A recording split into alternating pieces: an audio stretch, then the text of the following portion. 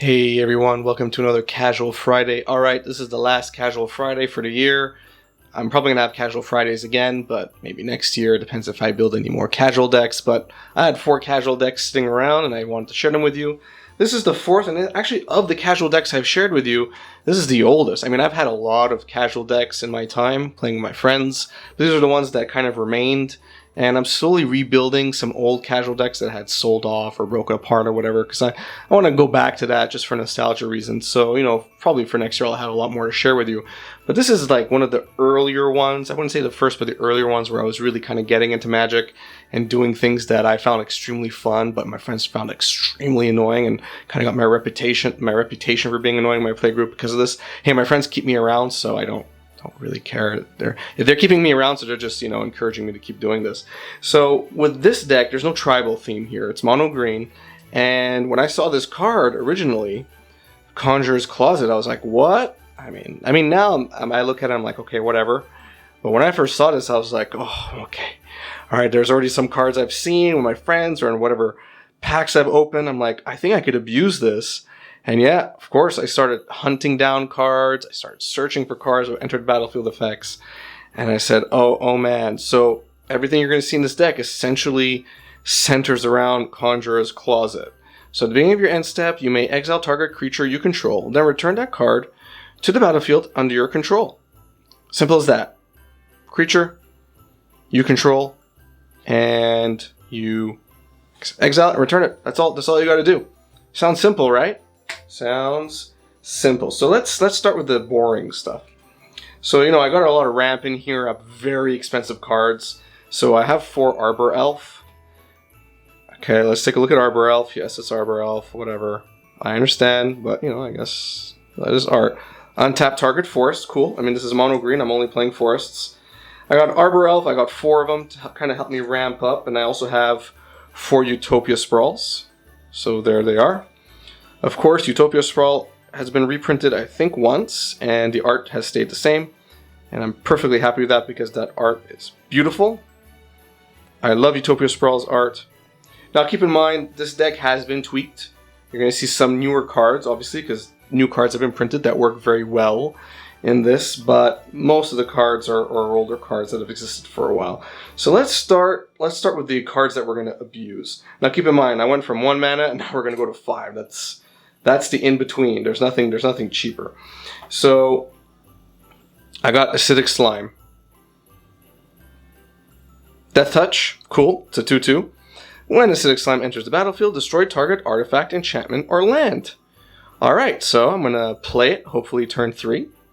And, yeah, already I'm going to be destroying an artifact, enchantment, or land of my choosing. Already very, very annoying. And if I already have Conjuror's Closet on the battlefield, much worse. So I got 4 Acidic Slimes. It becomes really, really horrible because, even if I didn't draw into anything else, if I'm just abusing Acidic Slime every turn and my friends can't get rid of it for whatever reason, it's really brutal. I just start saying, okay, I don't want your land, I don't want this enchantment, I don't want this artifact. They all go poof. So that's creature number 1 that I'm abusing with Conjuror's Closet. Up next, an oldie but a goodie, Thracktusk. Yeah. Enters the battlefield, you gain 5 life. When it leaves, you get a 3/3 beast creature token. So, what do you think I'm doing every turn? If I don't need to abuse Acidic Slime. Boop. Get a 3/3, get 5 life. Next turn, boop. Get a 3/3, gain 5 life. Yeah. Suffice it to say, this gets pretty annoying with Conjuror's Closet. And of course, I have 4 of these. Again, it's 5 mana. But I can get there. I have Utopia Sprawl, I have Arbor Elf, and I have, a few other cards that help me ramp up, so I think I'm pretty good. Now, of course, la pièce de résistance is Primeval Titan. Oh, yes. So, of course, Primeval Titan is abused everywhere that it can. It's abused in Modern. I don't enjoy being on the receiving end. And, of course, when it enters the battlefield or attacks, you may search your library for up to 2 land cards, put them onto the battlefield, tap, and then shuffle your library. So, in this deck, it's actually not that bad, but it is still a 6/6 with Trample, and you're ramping yourself up, getting rid of all the lands in your deck, so all you're drawing is Gaz, and I'm perfectly happy with that. It's a 6/6, it's brutal, It's actually not as impactful if you think about it than the other two creatures that I've showed you, but it does help you ramp up even more. So if you're casting this on turn 4 or 5, getting rid of more force from my deck is perfectly fine. And, getting rid of 4 force in one turn because, it entered battlefield and I flipped it with Conjuror's Closet or blinked it with Conjuror's Closet, I'm perfectly happy with that. So there is the original Primeval Titan art. Just called it a tart. Uh-oh. I am shooting this video pretty late in the day.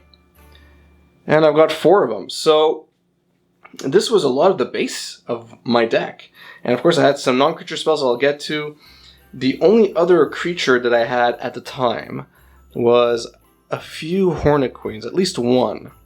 Of course this is a lot more expensive, so this is 7 mana. But it has Flying, Death Touch, and when Hornet Queen enters the battlefield, put 4 1/1 green insect creature tokens with Flying and Death Touch onto the battlefield. So this was extremely annoying. This was I wouldn't call it a finisher, but, it enters the battlefield. By the time this comes out, I most likely already have a Conjuror's Closet on the battlefield, and that means I'm getting 8 1/1 Flying insect tokens with Flying and Death Touch. It's just brutal. Those just become blockers. None of my friends want to attack in. And I'm winning the game. So Hornet Queen, pretty brutal, but it is really expensive, so don't play too many of those. The cards I've added since then, again, not necessarily not necessarily new cards, but cards I've been playing. So 1 Regal Force. So let's take a look at Regal Force here. Again, expensive, same cost as Hornet Queen, 7 mana. When Regal Force enters the battlefield, draw a card for each green creature you control. Alright, so draw engine. 5/5. If I need to draw more cards, I don't have enough gas. This is my gas. This is the fuel for the fire. I just keep drawing more and more cards. Worst case, I'm drawing 1 card. Who cares? I'm drawing extra cards. That's very, very good. This deck does have a lot of card drawing spells. I also have 1 Woodfall Primus. This is now 8 mana, so again, very expensive. But you'll see, I have ways to actually get these creatures into the battlefield without paying the full price, and some of you probably already know what I'm talking about. I mean, I'm playing green. Trample. When Woodfall Primus enters the battlefield, destroy target non-creature permanent, and it has persist, so it's going to come back. All right, so destroy target non-creature permanent. So basically, whatever it is, if it's not a creature, gone. Very abusable. Again, it's a 6/6 trample. And it has persist, so going to be a bit of a pain to get rid of it. Last but not least, as a one-of, got Eternal Neros. It's 5 mana for 5/5 Death Touch. When it enters the battlefield, double the power of each creature you control until the end of turn. Those creatures gain Vigilance until end of turn.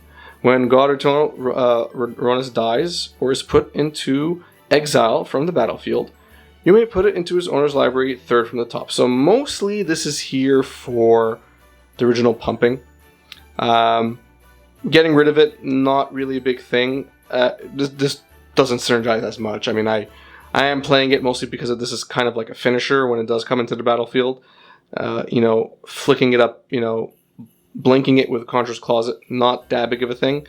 But, I thought, let's give it a shot, see how it works, see how I could abuse it in games. So it's a one-of as well, and it's a creature. So let's move on to the non-creature spells that I haven't shown yet. So I told you that, okay, you know what, before I do that, let me just show you Beast Within. So I am playing 4 Beast Within as kind of my removal. Since I don't have access to white, this is as good as it's going to get.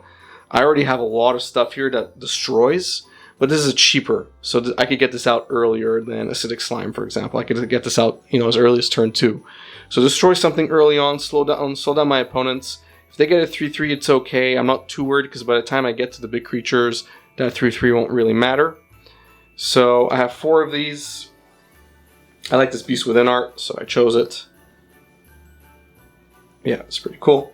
Alright, so I told you there's a lot of card draw here. Let's start with Harmonize. Well, let's finish off with Harmonize, I should say. So for 4 mana, and I could cast this pretty early in the game, draw 3 cards. Simple as that. I have 4 of these, so let's take a quick look. I like this art, by the way. Draw 3 cards for 4 mana. And I ramp up quite a bit in this deck, so this is 4 mana is not really hard. and drawing 3 cards is really, really awesome. Like, I don't want my hand to be empty, and this was the whole idea behind this deck, is no empty hands and abuse Conjuror's Closet. Card I've added since then, of course, is Once Upon a Time. Don't laugh. All 4 of my decks have it, but listen, I'm playing green in all of them, and why would you not want to play this card if you're playing green? So yeah, it's a free cast at the beginning of the game, and you're essentially looking for a creature or land card from, you know, the top 5 cards and putting it into your hand. So why not? Playing 4 of course, Once Upon a Time. This was a good upgrade to the deck. Last but not least, Tooth and Nail. And actually, I'm probably thinking of adding a third of these and maybe removing God Eternal. But for 5, 6, 7 mana, choose one. Search your library for up to 2 creature cards, reveal them, put them into your hand, then shuffle your library. Okay, or put up to 2 creature cards from your hand into play. So for 7 mana, I could put, you know, 2 very expensive creatures, boom, onto the battlefield. Done. And for 2 more mana, I could do both. So if I have excess mana, you know, if I'm mid to late game, I draw Tooth and Nail, or I wait to cast Tooth and Nail until I have access to 8. 5, 6, 7, 8, 9. Sorry, 9 mana. Math is hard. I can go get any 2 creatures I want that I can abuse and put them onto the battlefield. So there are ways for me to cast my more expensive spells, my more expensive creatures, without paying full cost for them. Or at least paying half cost, right? Depending on how much I pay. So, 2 Tooth and Nail. Apart from that, I think I have like 1, 2, 3, 4, 5, 6, 7, 8, 9, 10, 11, 12, 13, 14, 15, 16, 17, 18 lands. Of course, I don't want too many because I'm going to be ramping up, and I have 1 foil there. I forgot. All right, well, there's a foil, so we got to look at the foils. So, yeah, I got 14 forests. That's it. Nothing special here. And this is my Conjuror's Hell, as I call it. It's more like Friend Hell. And this was very early on, a deck I built very early on that I really enjoyed. My friends, you know, it didn't win all the time, but that's fine. If it won all the time, I'd be killed. But it won enough, and it won annoyingly enough that I really enjoyed playing with it. Yeah, this was the deck. At one point, it was the best deck I had, and my friends knew about it, and, you know, that's it. When I played it, I became even a bigger target. But you know what? It's a fun deck. Let me know what you think. Let me know if there's a card I can add to this, you know, swap out, make it even stronger, or more. By stronger, I mean more annoying, obviously. Yeah, I'm really happy to share something like this with you, because like I said, this is a deck I built really early on, and yeah, I think it's just fun to play and piss off your friends with. So yeah, if you enjoyed this video, please give it a thumbs up. If you enjoy this content in general, please subscribe, hit notification bell, follow me on Twitter, Facebook, whichever you prefer. If you want to be eligible for my giveaways, of course, you need to be subscribed to me and follow me on Twitter. Those are the 2 requirements. And of course, if you want to support me on Patreon, like many patrons already do, check out the link in the description. Check out the tiers. Essentially, as a patron, you are guaranteed to win a giveaway every year. And the longer you're a patron, the more you win. And I do a little mini bonus giveaway as well for patrons, so check that out. Thanks. Have a good one. Happy New Year to all of you. If you stayed this long for the video, Happy New Year. It's just around the corner. And hopefully 2021 will be much, much better for Delver of Brews, of course. But, of course, for everyone, everywhere. Thanks, and have a good one.